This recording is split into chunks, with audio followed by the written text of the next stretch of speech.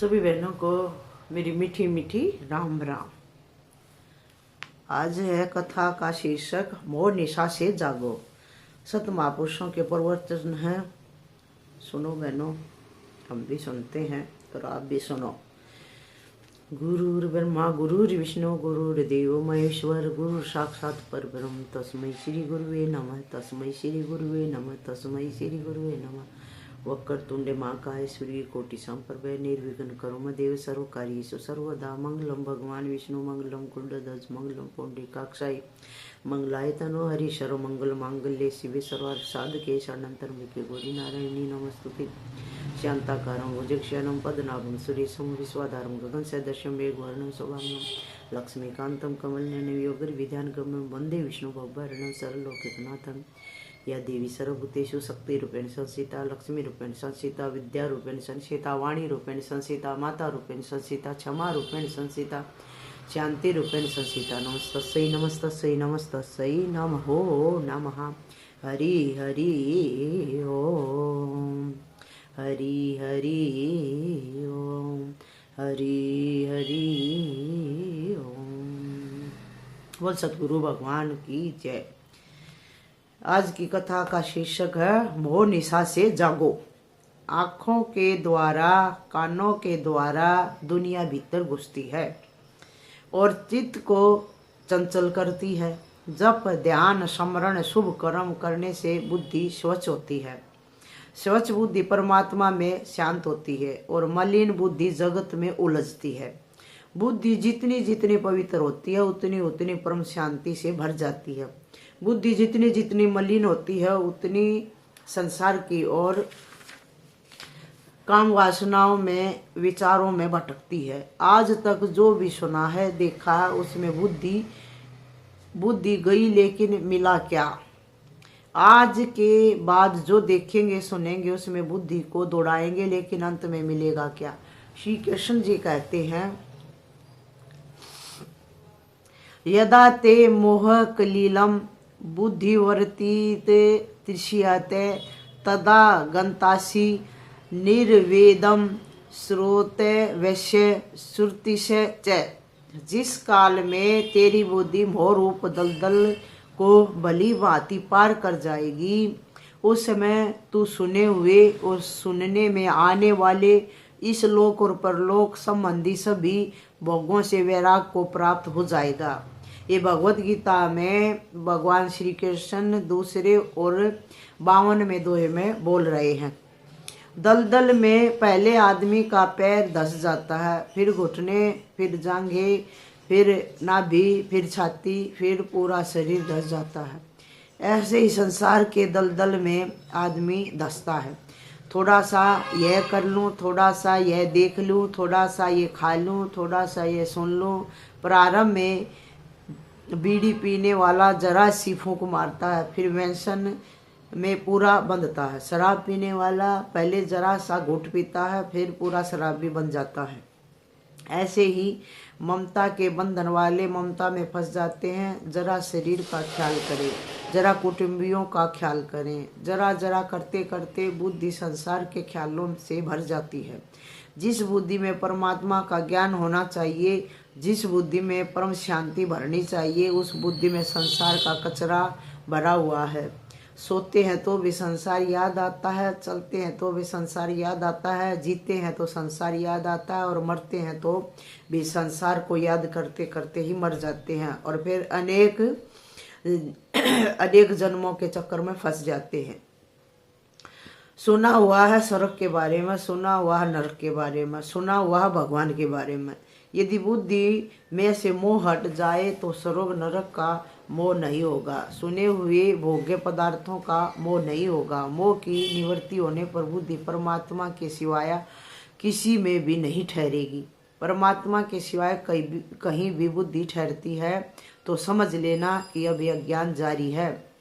अहमदाबाद वाला कहता मैं मुंबई में सुख पाऊंगा, मुंबई वाला कहता मैं कलकत्ते में सुख पाऊंगा, कलकत्ते वाला कहता कि मैं कश्मीर में सुखी होऊंगा, कश्मीर वाला कहता कि मैं शादी करने के बाद सुख को प्राप्त होगा, शादी वाला कहता कि बाल बच्चों में सुख है, बाल बच्चों वाला कहता कहता है कि निवृत्ति में सुख है, निवृत्ति वाला कहता है कि प्रवृत्ति में सुख है। मोह से भरी हुई बुद्धि अनेक रंग बदलती है, अनेक रंग बदलने के साथ अनेक अनेक जन्मों में भी ले जाती है। जिस काल में तेरी बुद्धि मोह रूपी दलदल को भली भांति पार कर जाएगी, उसी समय तू सुने हुए और सुनने में आने वाले इस लोक और परलोक संबंधी सभी भोगों से वैराग को प्राप्त हो जाएगा। इस लोक और परलोक का वृतांत तुम्हें सुनाता हूँ। 7 लोक ऊपर हैं, भू भव स्व जन तप मैं और सत्य, ये हो गए 7 लोक। और 7 लोक नीचे हैं, तल अतल वितल तलातल महातल रसातल और पाताल, ये 7 हो गए। 14 हो गए ना, 14 ये वहाँ। वशिष्ठ जी महाराज के पास एक ऐसी विद्याधरी आई जिसका मनोबल धारण शक्ति से अत्यंत पुष्ट हुआ था, इच्छा शक्ति प्रबल थी। उसने वशिष्ठ जी से कहा, हे मुनीश्वर, मैं तुम्हारी शरण में आई हूँ। मैं एक निराली सृष्टि में रहने वाली हूँ। उस सृष्टि का रचयिता मेरा पति है। उनकी बुद्धि में स्त्री भोगने की इच्छा हुई, इसलिए उन्होंने मेरा सृजन किया। मेरी उत्पत्ति के बाद उनको ध्यान में आत्मा से अधिक आनंद आने लगा, इसलिए वो मुझसे विरक्त हो गए हैं। अब मेरी तरफ वो आंख उठाकर भी नहीं देखते। मेरी यौवन अवस्था है, मेरे अंग सुंदर और सुकोमल हैं, मैं भर्ता के बिना नहीं रह सकती। आप कृपा करके चलिए और मेरे पति को समझाइए। साधु पुरुष परोपकार के लिए सम्मत हो जाते हैं। वशिष्ठ जी महाराज उस भद्र महिला के साथ उसके पति के यहाँ जाने को तैयार हो गए। वशिष्ठ जी भी योगी थे, वह महिला भी धारण शक्ति से विकसित थी। दोनों उड़ते उड़ते इस सृष्टि को लांघते हुए एक नए ब्रह्मांड में प्रविष्ट हो गए। वहाँ वह विद्याधरी एक बड़ी शिला में प्रविष्ट हो गई। वशिष्ठ जी बाहर रुक गए। वह स्त्री वापस बाहर आई तो वशिष्ठ जी बोले, तेरी सृष्टि में हम प्रविष्ट नहीं हो सकते। तब उस विद्याधरी ने कहा, आप मेरी चित्तवृत्ति के साथ अपनी चित्तवृत्ति मिलाइए, मेरी चित्तवृत्ति के साथ अपनी चित्तवृत्ति जोड़ लो, आप भी मेरे साथ साथ प्रविष्ट हो सकेंगे। एक आदमी स्वप्न देख रहा है, उसके स्वप्न में दूसरा आदमी प्रविष्ट नहीं हो सकता। दूसरा तब प्रविष्ट हो सकेगा कि जब उन दोनों के संस्कार एक जैसे होंगे। एक आदमी सोया है, आप उसके पास खड़े हो, आप बार बार सघनता से ख्याल करो, उसी ख्याल का बार बार पुनरावर्तन करो कि बारिश हो रही है, ठंड लग रही है। आपके श्वासोच्छ्वास के आंदोलन उस सोए हुए आदमी पर प्रभाव डालेंगे। उसकी चित्तवृत्ति आपकी चित्तवृत्ति के साथ तादात्म्य करेगी और उसको सौंपन आएगा कि खूब बारिश हो रही है और मैं उसमें भीग गया। मूर्ख आदमियों के साथ हम लोग जीते हैं, संसार के दलदल में फंसे हुए हैं, पैसों के गुलाम, इंद्रियों के गुलाम। ऐसे लोगों के बीच में यदि साधक भी जाता है तो वो भी उसी वृत्ति का हो जाता है, वो भी वही सोचने लग जाता है, चलो थोड़े रुपये इकट्ठे कर लूँ, नोटों की थोड़ी सी थप्पी तो बना लूँ, क्योंकि मेरे बाप के बाप ले गए और मेरे बाप भी ले गए और मैं भी मरूंगा जब लेके जाऊंगा। मोह के दलदल में आदमी फंस जाता है, जबकि सबको पता है कोई खाली हाथ आया है और खाली हाथ ही जाएगा। आदमी फंस जाता है कीचड़ में धसे हुए व्यक्ति के साथ यदि तुम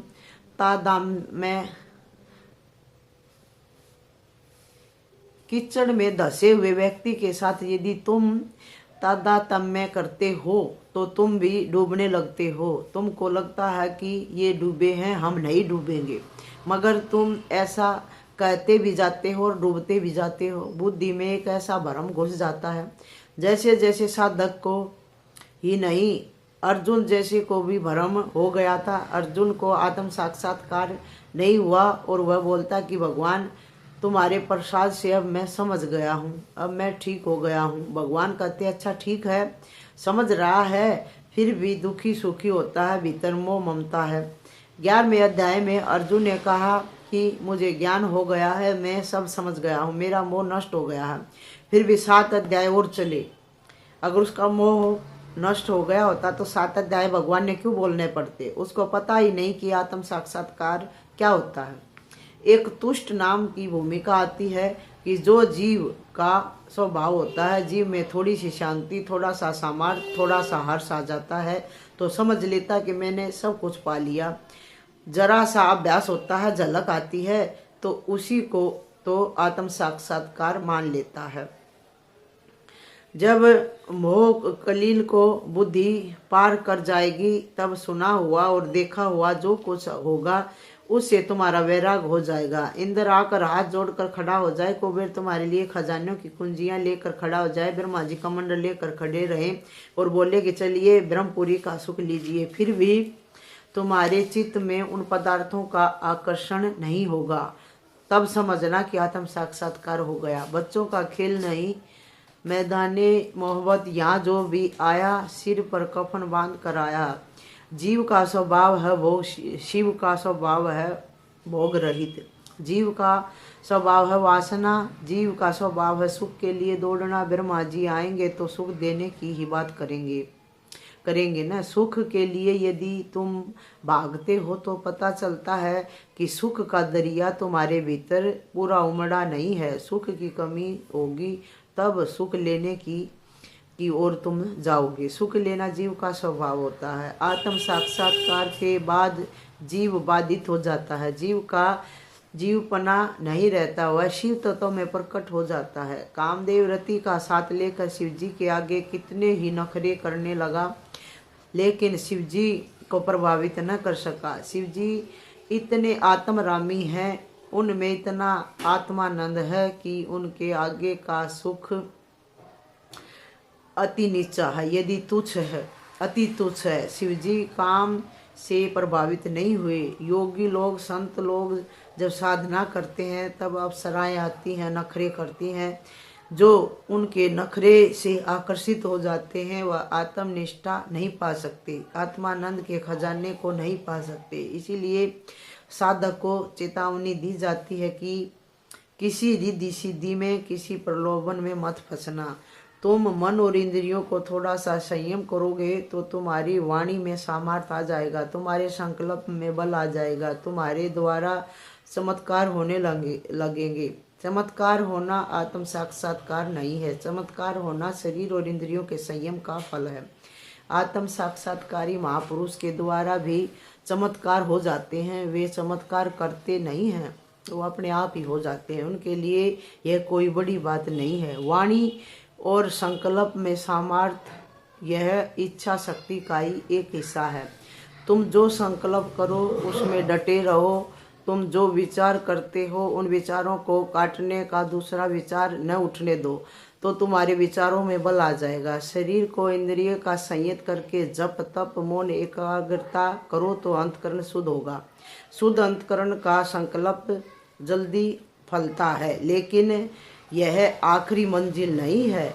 शुद्ध अंतकरण भी अशुद्ध भी हो सकता है। 15-16 साल पहले वाराई में मेरे पास एक साधु आया और बहुत रोया। मैंने पूछा क्या बात है? वह बोला मेरा सब कुछ चला गया बाबा जी, लोग मुझे भगवान जैसा मानते थे, अब मेरे सामने आंख उठाकर कोई नहीं देखता है। वह और रोने लगा। मैंने सांत्वना देकर ज़्यादा पूछा तो उसने बताया बाबा जी क्या बताऊं, मैं पानी में निहार कर वह पानी दे देता था तो रोता हुआ आदमी हंसने लग जाता था, बीमार आदमी ठीक हो जाता था। लेकिन बाबा जी अब मेरी वह शक्ति न जाने कहाँ चली गई, अब मुझे कोई पूछता ही नहीं है। बुद्धि का मोह पूरा गया नहीं था, बुद्धि का तमस थोड़ा गया, बुद्धि का रजस थोड़ा गया, लेकिन बुद्धि पूरी परमात्मा में ठहरी नहीं थी। पूरी आत्मा पूरी परमात्मा में नहीं ठहरी तो प्रतिष्ठा में ठहरी। प्रतिष्ठा थी तो बुद्धि प्रसन्न हुई और मैं भगवान हूँ ऐसा मानकर खुश रहने लगी। जब बुद्धि की शुद्धि चली गई, एकाग्रता नष्ट हो गई, संकल्प का सामर्थ्य चला गया, लोगों ने देखना बंद कर दिया तो बोलता बाबा जी मैं परेशान हूँ। ज्ञानी सूली पर चढ़े तो भी परेशान नहीं होते, प्रसिद्धि के बदले कुप्रसिद्ध हो जाए, जहर दिया जाए, सूली पर चढ़ा दिया जाए, फिर विज्ञानी अंदर से दुखी नहीं होते, क्योंकि उन्होंने जान लिया कि संसार में जो भी सुना हुआ देखा हुआ जो कुछ भी है नहीं के बराबर है, वह सपने के बराबर है। भगवान शंकर कहते हैं, उमा कहूँ मैं अनुभव अपना, सत्य हरि भजन जगत सब सपना, तस्य प्रज्ञा प्रतिष्ठिता। उसकी प्रज्ञा ब्रह्म में प्रतिष्ठित हो जाती है। उस साधु के लिए थोड़ी देर में शांत हो गया और फिर उससे बोला, तुमने त्राटक सिद्ध किया हुआ था। वह बोला, हाँ बाबा जी। आपको कैसे पता चला? मैंने कहा, ऐसे ही पता चल गया। आपका हृदय शिथिल है तो दूसरों के चित्तवृत्ति के साथ आपका तादात्म्य हो जाता है। कोई कठिन बात नहीं है। अपने लिए वह चमत्कार लगता है, संतों के लिए वह कोई चमत्कार नहीं है। कोई चमत्कार नहीं है। तुम्हारा रेडियो यदि ठीक है तो वायुमंडल में बहता हुआ गाना तुम्हें सुनाई पड़ता है। ऐसे ही यदि तुम्हारा अंतकरण शांत होता है तो बुद्धि स्थिर हो जाती है। घटित घटना या भविष्य की घटना का पता चल जाता है। यही कारण है कि वाल्मीकि ऋषि ने 100 साल पहले रामायण रच लिया। राम जी से या विष्णु जी से पूछने नहीं गए थे वो कि तुम क्या करोगे, अथवा किसी ज्योतिषी का भी हिसाब लगाने नहीं गए थे। बुद्धि इतनी शुद्ध होती है कि भूत और भविष्य की कल्पनाएं नहीं रहती। ज्ञानी के लिए सदा वर्तमान रहता है, इसलिए भूत भविष्य की उनको खबर ही नहीं पड़ती। उनकी बुद्धि विचलित नहीं होती। उस साधु ने त्राटक सिद्ध किया हुआ था। त्राटक से एकाग्रता होती है और एकाग्रता से इच्छा शक्ति विकसित होती है, सामर्थ्य बढ़ जाता है।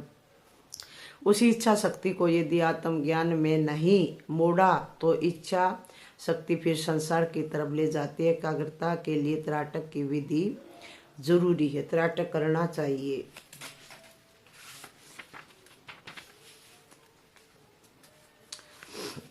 वशिष्ठ जी महाराज ने उस विद्याधरी की चित्तवृत्ति से अपनी चित्तवृत्ति मिला दी और शिला में प्रविष्ट हो गए। इस सृष्टि से एक नई सृष्टि में पहुंच गए। वहां उस महिला ने एक समाधिस्थ योगी को दिखाते हुए कहा कि ये मेरे पति हैं। उनको संसार से वैराग हो गया है, अब मेरी तरफ आंख उठाकर देखते तक नहीं। जब योगी ने आंख खोली तो विद्याधरी ने कहा, ये वशिष्ठ जी महाराज हैं, दूसरी सृष्टि से आए हैं, श्री राम के गुरु हैं। महापुरुषों का स्वागत करना सत्पुरुषों का स्वभाव है, इनका अर्घ्यपाद्य से स्वागत कीजिए। उस योगी ने वशिष्ठ जी का स्वागत किया और कहा, हे ब्राह्मण, यह सृष्टि मैंने इच्छा शक्ति से बनाई थी। पत्नी की इच्छा हुई तो संकल्प से पत्नी भी बना ली। फिर देखा कि जिस परमात्मा की सत्ता से संकल्प द्वारा इतनी घटना घट सकती है, उस परमात्मा में ही क्यों ना ठहर जाऊं। अतः मैं अपनी चित्तवृत्ति को समेटकर परमानंद में मगन होकर आत्म शांति में ले आया। अब कोई भोग भोगने की मेरी इच्छा नहीं है और इस सृष्टि को चलाने की भी मेरी इच्छा नहीं है। मेरी सेवा करते करते से स्त्री में विधारण शक्ति सिद्ध हो गई। इच्छा शक्ति के अनुसार घटनाएं घटने लग जाती हैं, लेकिन इसकी बुद्धि में से मोह अभी गया नहीं है। इसको भोग की इच्छा है। भोग हमेशा अपना नाश करने में संलग्न होता है। आप इसको आशीर्वाद दे कि इसकी भोग की इच्छा निवृत्त हो जाए और परमात्मा में चित्तवृत्ति लग जाए। और अब मैं सृष्टि को धारण करने का संकल्प समेट रहा हूँ। आप जल्दी से जल्दी इस सृष्टि से बाहर पधारे। मेरे संकल्प में यह सृष्टि ठहरी है। संकल्प समेटते ही इसका प्रलय हो जाएगा। वशिष्ठ जी कहते हैं, मैं उस सृष्टि से रवाना हुआ और मेरे देखते देखते उस ब्रह्मा जी ने संकल्प समेटा तो सृष्टि का प्रलय होने लगा। सूर्य तपने लगा, प्रलय काल की वायु चलने लगी, पहाड़ टूटने लगे, लोग मरने लगे, वृक्ष सूखने लगे, पक्षी गिरने लगे। तुम्हारे अंदर वही परमात्म शक्ति इतनी है कि यदि वह विकसित हो जाए तो तुम इच्छा शक्ति से नई सृष्टि बना सकते हो। पर इंसान में ऐसी ताकत है, लेकिन मोह के कारण, भोग वासना के कारण नई सृष्टि तो क्या, मामूली घर बनाते हैं उसमें भी लोन उधार लेना पड़ता है, वह भी मिलता नहीं है और धक्के खाने पड़ते हैं। बोल श्री सतगुरु भगवान की जय। ये थी मौन निशा से जागने की एक छोटी सी कथा। आप सभी बहनों को मेरी मीठी मीठी राम राम। बोल श्री सतगुरु भगवान की जय।